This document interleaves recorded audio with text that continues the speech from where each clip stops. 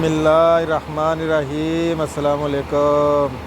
हाँ जी, कुछ मसरूफियात की वजह से कल हम वीडियो नहीं बना सके, तो आज फिर जनाब एक नई वीडियो के साथ आपकी खिदमत में हाज़िर हो गए हैं। तो आज की वीडियो जनाब हम बताएंगे प्रोफेशनल वीज़े के बारे में, जिसको DP10 भी कहते हैं।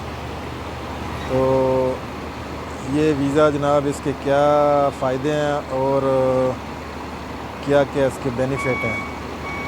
हाँ जी, तो प्रोफेशनल वीज़ा जनाब, प्रोफेशनल वीज़ा जो है ये दो तीन कैटेगरी हैं इसकी। एक तो है जो लोग डिज़र्व करते हैं प्रोफेशनल वीज़े को, वो हैं जनाब businessman, doctor, engineer, civil engineer, mechanical engineer, या जो बंदा जो है वो अपने शोबे में टॉप करके जनाब डिग्री हासिल करता है और वो सर्विसेज प्रोवाइड करना चाहता है किसी दूसरे मुल्क में, तो एक प्रोफेशनल वीज़े के ज़रिए वो जनाब मलेशिया में अपनी सर्विसेज दे सकता है।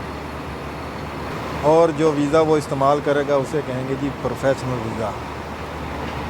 प्रोफेशनल वीज़ा पहले ये कोरोना से पहले हर वीज़ा जो है ना वो 2 साल की लिमिट होती थी उसकी, 2 साल का वीज़ा मिलता था और 2 साल के बाद ही वो रीन्यू होता था।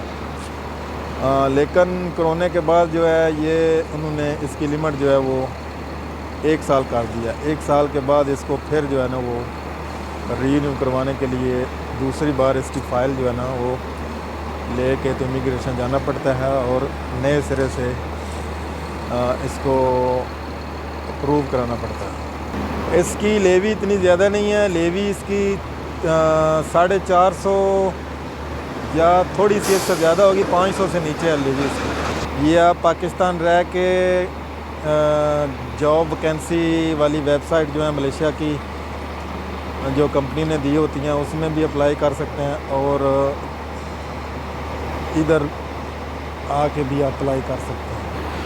अगर आप वाकई डिज़र्व करते हैं, आपके पास जो है वो CV मुकम्मल है, तो आप इसको पाकिस्तान से अप्लाई करके हासिल कर सकते हैं और इसका ज़्यादा ख़र्चा भी नहीं आएगा।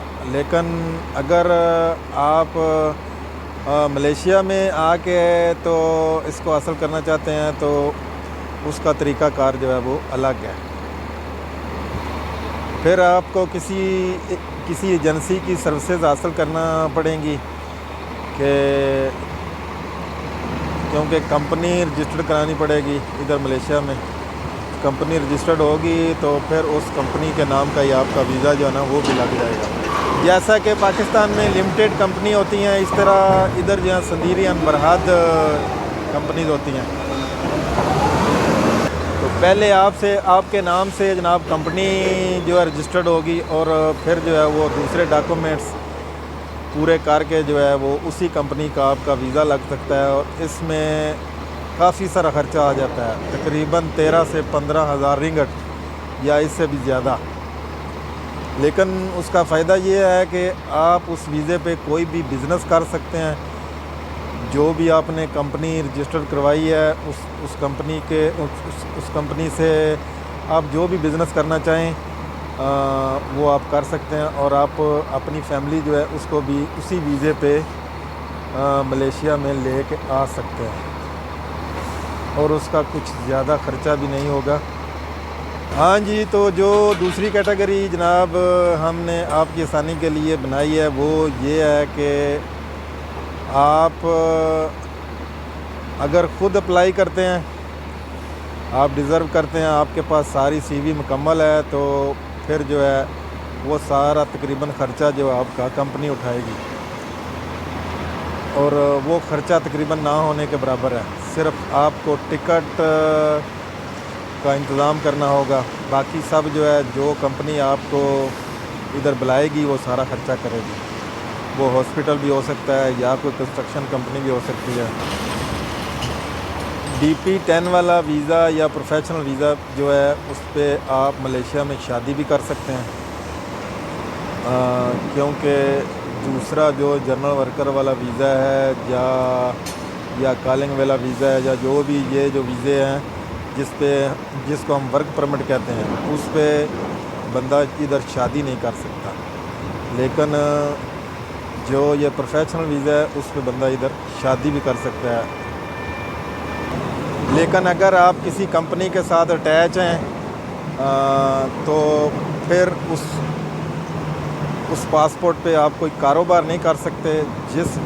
जिस कंपनी के साथ आप कॉन्ट्रैक्ट करके आए हैं, आप सिर्फ उसी कंपनी के साथ काम कर सकते हैं और किसी कंपनी के साथ काम करने के लिए आपको नया कॉन्ट्रैक्ट करना पड़ेगा। और अगर वो कंपनी चाहे तो आपके पास ये सहूलत भी मौजूद है कि 5 साल अगर आप प्रोफेशनल वीज़े पर मलेशिया में रहते हैं तो आप पीआर भी अप्लाई कर सकते हैं। पीआर का मतलब है परमानेंट रेजिडेंस। हाँ जी, तो ये चंद एक बातें थी जो हमने आपके गोश गुजार की हैं जनाब। इससे ज़्यादा भी तफसील से बात की जा सकती है प्रोफेशनल वीज़े पे। क्या इसके लिए डॉक्यूमेंट्स चाहिए, किस तरह अप्लाई किया जा सकता है, लेकिन उस पर ये वीडियो फिर बहुत लंबी हो जाएगी। तो बहुत लंबी वीडियो भी जो है ना वो बोर करती है आपको, फिर आप स्किप कर के देखेंगे।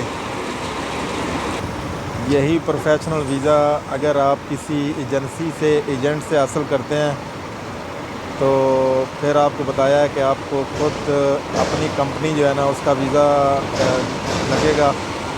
तो अगर आप अपनी कंपनी रजिस्टर करके ये वीज़ा प्रोफेशनल लगवाते हैं तो फिर आप आज़ाद हैं। जो कोई भी कारोबार आप करना चाहते हैं वो कर सकते हैं। अगर आपकी कंपनी जो है वो जितनी देर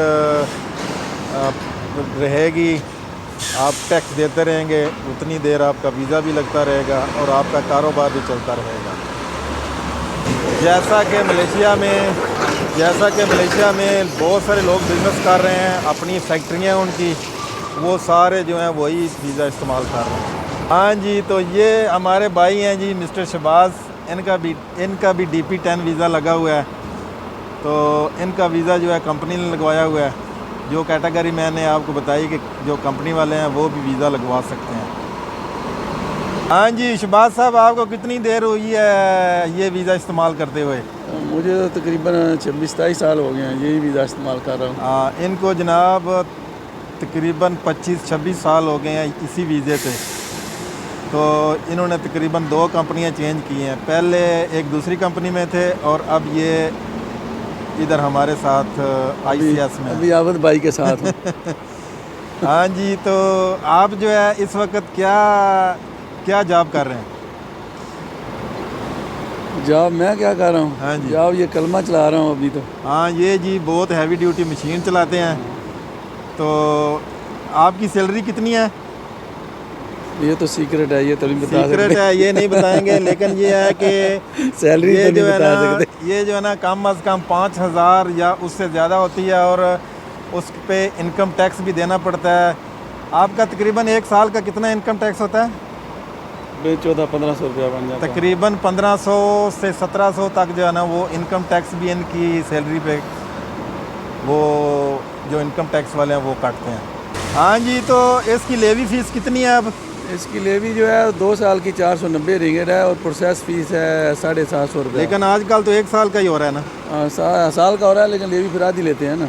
ओ, लेवी 2 साल की है लेकिन जो है ना फीस जो है ना वो ज़्यादा है, वो 750 होगी यार। ओ, प्रोसेस फीस 750 है जी।